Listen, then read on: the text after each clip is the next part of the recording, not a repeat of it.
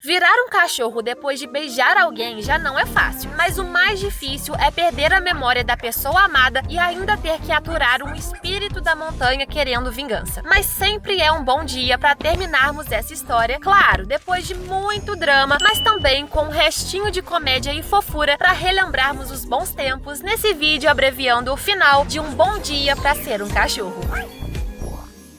Não dá pra negar. Essa história se inclinou totalmente pro lado sombrio, o que me fez pensar, isso aqui não é um bom sinal. Onde foi parar aquele dorama de comédia canina que a gente começou? Sumiu. E tudo foi por causa dessa vingança chata do Senhor da Montanha. A última atitude canalha dele foi tentar tirar a vida do tio Golden, que literalmente por um milagre não morreu, e eu nunca fiquei tão feliz por um tio que não fosse o meu. Mas a melhor notícia vem depois. Magicamente, o cão tio volta a ser humano, para alegria, choque e emoção de toda a família. Junto com o novo corpo, o tio precisa também reaprender a se comportar, e isso inclui lembrar como usar as mãos ao invés de devorar a comida diretamente com a boca. Enquanto isso, a aluna xamã Dia recupera alguns pedaços da sua vida anterior e tenta se aproximar do professor Lee para ajudá-lo a superar as mágoas do passado. Mas como sempre, ele se faz de sonso, dizendo que vidas passadas devem ficar no passado.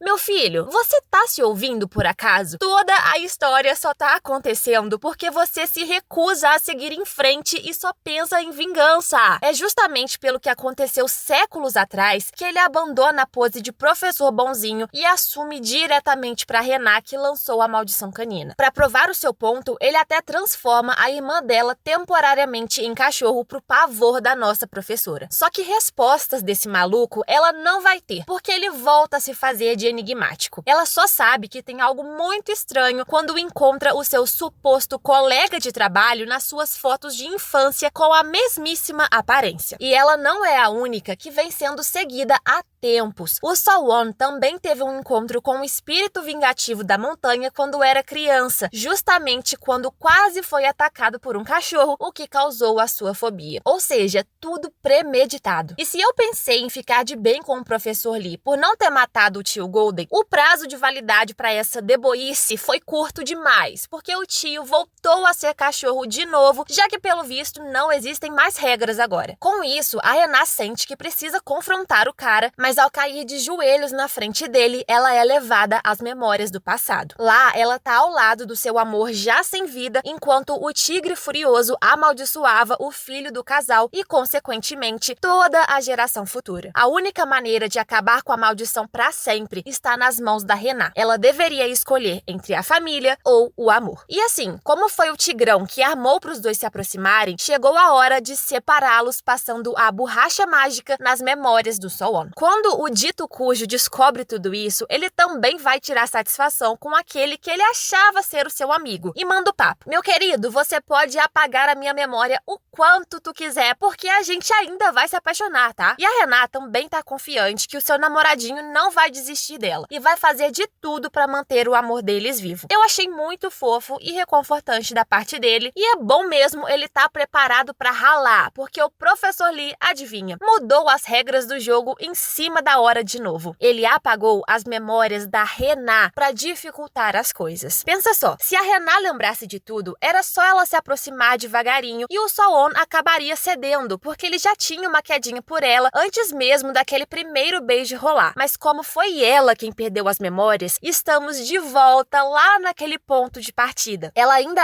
acha que o professor de matemática a odeia e, pior de tudo, ela ainda gosta do professor Lee. Isso dificulta muito o plano do Sowon de seduzi-la, porque não importa o quanto ele se esforce na conquista, ela desvia de todas as tentativas dele. É um retorno fofo e também bem melancólico ao início de tudo, porque ele usa as mesmas táticas que a Renat usou enquanto o perseguia para quebrar a maldição. Limpar a mesa de trabalho, oferecer guloseimas e convidar para sair incansavelmente, enquanto infelizmente ela o acha um baita esquisitão. A família dela também teve as memórias redefinidas, então quando o tio Golden se transforma em humano de novo, todos reagem como se fosse a primeira vez, apesar de terem a estranha sensação de déjà vu. A Renat, particularmente, também não consegue se livrar dessa impressão de que tem uma lacuna faltando, sabe? Por que o Sowon tem um chaveirinho de cachorro que parece tão familiar pra ela. Por que que ela se sente triste ao vê-lo com a feição triste? Por que que no calendário dele tem a mesma coisa escrita que no calendário dela? São coisas que simplesmente não batem. E se a sua cabeça já estava borbulhando, só acaba de cozinhar quando o Sowon confessa diretamente que gosta dela, só pra infelizmente ser rejeitado mais uma vez. Coitado. Ele já tá ficando desesperado, porque essa sedução não tá funcionando nadinha. E pra piorar, o tigrinho atrapalha as coisas do outro lado, trazendo a Rená pra perto e se passando de santo. Literalmente se divertindo com a desgraça alheia, né? O que me deu trimeliques raivosos. E achando pouco passar o Sowon como vilão na frente da mulher que ele ama, o tigrinho convida a Rená pra sair. Ela hesita um pouco. Primeiro, porque algo parece estranho ainda. E segundo, porque ela não tira a confissão do Sowon da cabeça. Mas no fim, ela aceita pra tristeza do professorzinho de matemática que se tortura observando a Rená no cinema com outro homem. Sério, o que esse cara tá fazendo já não é mais uma vingança, gente. É uma birra infantil. Quantos anos ele tem? Mas assim, mesmo que tenha apagado as memórias de todos, uma pessoa ainda lembra de tudo. A Dia. Ela encurrala o responsável por isso pra entender por que o espírito da montanha chegou àquele ponto. Mas como ele não faz questão de responder, ela adivinha que tem a ver com a sua morte no passado e depois de vencer o vice-diretor nos joguinhos de tabuleiro, ela consegue a localização exata onde o seu eu passado se foi. O Yuri faz questão de acompanhar a garota na trilha e ao chegar no penhasco, ela recupera as memórias mortais da sua vida passada. O caminho também é importante para atualizar o Yuri sobre tudo que ele esqueceu. E apesar de parecer meio absurdo, o nosso anjo na terra entra na onda e já começa a bancar o cupido para juntar o casal novamente. Ele atrai a professora para sua casa para uma emergência e quando ela chega lá e se depara com o Sowon, precisa passar novamente pelaquele choque de saber que os dois são tio e sobrinho. Só então a Rená para e pensa alto. Uai, parece que eu já tive aqui antes. Por que que a minha cabeça e o meu coração estão em conflito assim? Por que as coisas não parecem certas? E tentando esclarecer essa confusão, o Sowon não apenas conta, mas mostra com um beijo o que ela esqueceu. Mas o que deveria ser um momento romântico azeda totalmente quando ela o empurra e sai correndo para casa. Na cabeça da Rená, ela nunca beijou ninguém, então se transformaria em cachorro em poucos segundos. Mas quando nada acontece, era obrigação ela desconfiar, né? O próprio tio ex-Golden avisa que ela já quebrou a maldição, porque adivinha, as memórias dele também estão intactas. Mas a Rená claramente não se lembra de ter sido próxima do Sowon a ponto de beijá-lo. Agora, além de confusa, ela também tá com vergonha de encontrá-lo. E ao invés de dar aula de literatura, ela dá aula de sumiço, sempre fugindo dos olhos do Sowon. Mas ele não tá disposto a ser evitado, então a tranquiliza, dizendo que vai esperar até ela descobrir a peça que tá faltando e o que realmente ela sente. Já o tio em casa vê que não tá doido quando encontra uma fotinha do casal Sorê e vai direto pra escola mostrar a sobrinha. Infelizmente, o vice-diretor o encontra primeiro e se aproveita que o tio ainda é emocionalmente ligado à sua forma canina para distraí-lo com petiscos, confiscar a foto e roubar a sua voz humana, o deixando apenas com latidos, a nova pequena sereia. Pelo menos, isso faz a Rená ficar desconfiada e na sala do vice-diretor, ela encontra a evidência clara e fofa que precisava. Além disso, pedaços das suas memórias começam a voltar quando ela vê o professor Lee e apesar de não entender, ela saca que ele tem alguma relação com tudo. Tá bom, se quiser recuperar as suas amadas lembranças, vá para a montanha e saiba onde tudo começou. É isso que ele diz, mas tem caquinha aí no meio. O Tigrão não consegue aceitar que dois pecadores, a Rená e o Sowon, tiveram a audácia de renascer e reencontrarem o amor, apesar de tudo que fizeram na vidinha passada. Então, ele não pretende parar ali. Atraí-los até a montanha é mais um dos seus planos malignos. Então, lá vão eles para as montanhas, junto com o clube de cinema da escola, que estão produzindo um documentário sobre uma casinha mal assombrada na floresta. Como sempre, o Yu se envolve na atividade porque quer proteger a Dia, mesmo que ela seja a que menos precise de proteção contra assombrações. Todos fogem do santuário quando levam um susto e acabam espalhados, facilitando para Rená e o Sowon ficarem sozinhos na floresta. Apesar deles usarem esse mini passeio para relembrar a Rená o longo caminho que percorreram para quebrar a maldição, o cenário é muito perigoso, porque o espiritinho malvado chegou com uma matilha de cães selvagens prontos para o ataque. Enquanto os cães correm até o alvo, o Coisa Ruim fica cara a cara com a Diá no penhasco e dessa vez ele a enxerga como a mulher que amou no passado. E essa mulher não tá afim de se vingar das pessoas, até porque não tem motivo. Afinal, o Tigrão esse tempo todo estava profundamente equivocado. O ponto de vista dela da história esclarece o que realmente aconteceu. A Rená daquela época nunca dedurou a sua amiga para os soldados. Pelo contrário, ela tentou ajudá-la a fugir, mas as duas foram encurraladas. O Sowon também conseguiu escapar da prisão com a ajuda de um guardinha e todos se encontraram na beira do penhasco. Mas diferente do que o Tigrão achou o tempo todo, a espada apontada para sua amada não era um sinal de ameaça, mas sim de proteção, porque o Sowon estava literalmente dando a vida para defender as mulheres, bloqueando as flechas que iriam acertá-las. Já que o espírito da montanha não serviu nem para usar os seus poderes de amnésia pro jeito certo e apagar a memória dos soldados e fazer todo mundo ficar feliz, a própria senhora nobre precisou fazer alguma coisa e agarrou a espada para enfiar na própria barriga na tentativa de salvar a todos. Ela perdeu o seu bebê, mas ainda tinha chance de salvar o filho da amiga. Ou seja, durante todo esse tempo, foi a mulher que se sacrificou voluntariamente pelo bem de todos. E como é que a gente fica agora, espiritinho? Todo esse maldito drama por causa de uma interpretação errada. Agora me fala, teria te arrancado pedaço perguntar antes de tirar conclusões precipitadas? Antes de amaldiçoar gerações e gerações, cara? No presente, tudo que ele tem a oferecer é uma cara emburrada e machucada ao entender que estava errado o tempo todo e que de certa forma foi abandonado pela mulher que amava, que só pensou em proteger os amigos. Existe arrependimento dos dois lados, porque se ela soubesse que ele sofreria tanto por causa dela, ela nem teria se aproximado. Mas o mais importante é, acabou. Tá na hora de seguir em frente, voltar pra casa, ou fazer uma terapia, eu sei lá. Mas antes, é melhor ele resolver aquele ataque cruel que amou pro nosso casal. Mesmo morrendo de medo de cachorros, o Sowon os protege com o casaco, da mesma forma que um dia ela fez por ele, mas na hora H, os cães literalmente se dissolvem no ar. Como o Tigrão caiu na real, o feitiço da amnésia também é quebrado, então finalmente todas as memórias preciosas da Rená retornam e eles podem se apertar num abraço cheio de saudade. Agora que fechamos esse arco sombrio, só nos resta preencher o episódio final com o temido salto de 1 ano. Exatamente, 1 ano se passou e em todo esse tempo, só uma coisa permaneceu igual: o nosso casal que ainda mantém o namoro às escondidas na escola. Fora isso, algumas coisas mudaram, tipo o vice-diretor e o professor ali que pediram demissão. Vão pela sombra. E o Sowon que superou o seu trauma de cães. Ele até se voluntariou num grupo de passeios e encara até os maiores cachorrões. Para ele, o mais importante e significativo nem foi ter vencido a fobia em si, mas sim ter tido alguém para conversar e ser sincero. E essa pessoa foi a Rená. É por isso que ele agradece por ela ter entrado em sua vida como um presente. Essa conversa acende a luzinha na cabeça da nossa ex-mulher cachorra. O aniversário do Sowon tá chegando e ela passou dias obcecada em inventar o presente especial que ele merece. Como a escola tá se preparando para um festival que cai na mesma data, ela tem a brilhante ideia de escrever uma peça de teatro inspirada na história de amor deles para os alunos encenarem. Quem também pretende escrever uma história de amor com o Sowon como personagem principal é uma produtora de TV que quer o escalar para um programa de namoro. Um Singles Inferno da vida, sabe? Casamento às cegas, essas coisas. Ela até vai à escola fazer a proposta pessoalmente, mas se distrai completamente com a beleza dele, o que eu não julgo. Mas assim, não que as bajulações dela fossem adiantar alguma coisa, porque ele recusa imediatamente. Filhota, eu tenho namorada, quantas vezes eu preciso dizer? Era isso que o Sowon queria que a Rená fizesse. Gritasse aos 4 ventos que ele tem dona.